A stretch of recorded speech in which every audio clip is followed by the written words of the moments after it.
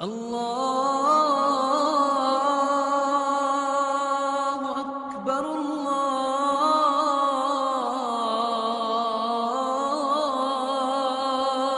اکبر۔ عزیز من النار، اللہ نے عمر بن عبدالعزیز کو جہنم سے نجات دے دی۔ 3 بر-اعظم پہ حکومت، 3 بر-اعظم۔ ہمارا ایم پی یہ کہتا ہے جھوٹ کے بغیر سیاست نہیں ہے۔ لعنت بھیجو سیاست کو جو کل کو تجھے سیاہ منہ کے ساتھ اللہ کے دربار میں کھڑا کرے۔ ہمارا تاجر کہتا ہے جھوٹ کے بغیر تجارت نہیں، دفن کر دو اس تجارت کو جو قیامت کا دن تجھے کالا منہ کر کے اللہ کے سامنے کھڑا کرے۔ سچ یہ چمکتا سورج ہے اور جھوٹ سیاہ کالی رات ہے، ظلم و ستم سیاہ کالی رات ہے۔ 3 خلفاء نے ظلم و ستم سے اقتدار جمایا۔ عمر بن عبدالعزیز نے عمر فاروق کی یاد کو زندہ کر دیا، اور اللہ نے یہ تحفہ دیا کہ قبر میں جانے سے پہلے پرچہ گر رہا ہے، قبر میں اتارا گیا۔ رجا قبر میں اترے، کفن کو کھولا، فرماتے ہیں میں نے کیا دیکھا؟ میں نے یوں دیکھا جیسے 14ویں کا چاند قبر میں اتر آیا ہو، چہرہ قبلے کی طرف، چاند جیسا چمکتا چہرہ۔ حکومت کیسے کی؟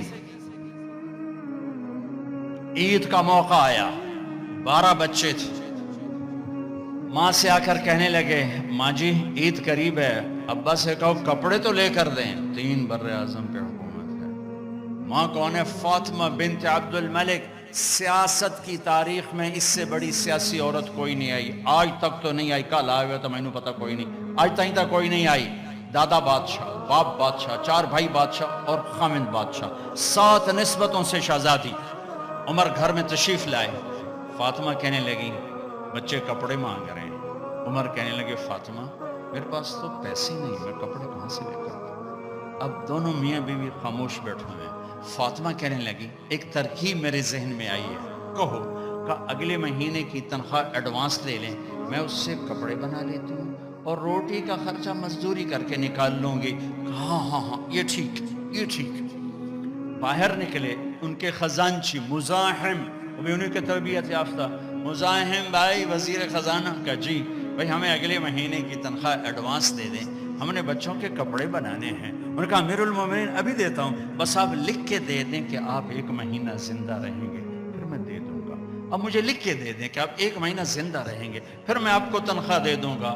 چھپ ہو گئے، ایک لفظ نہیں بولا کہ اللہ تیرا بھلا کرے۔ گھر آ کر فرمایا فاطمہ بچوں سے کہہ دو کہ تمہارا باپ کپڑے لے کے نہیں دے سکتا۔ جیسی حکومت بنو امیہ نے کی ہے نا اسلام میں، ایسی کسی نے نہیں کی۔ دھڑلے والی، چاہے ظلم و ستم والی تھی، دھڑلے والی۔ خاندان عید کی نماز کے بعد ملنے آ رہا ہے شاہی کر و فر میں، اور بچے بھی ملنے آ رہے ہیں سادہ لباس میں۔ تو عمر کہنے لگے بچوں آج تمہیں افسوس تو ہوگا کہ ہمارا باپ کپڑے بھی لے کے نہ دے سکا۔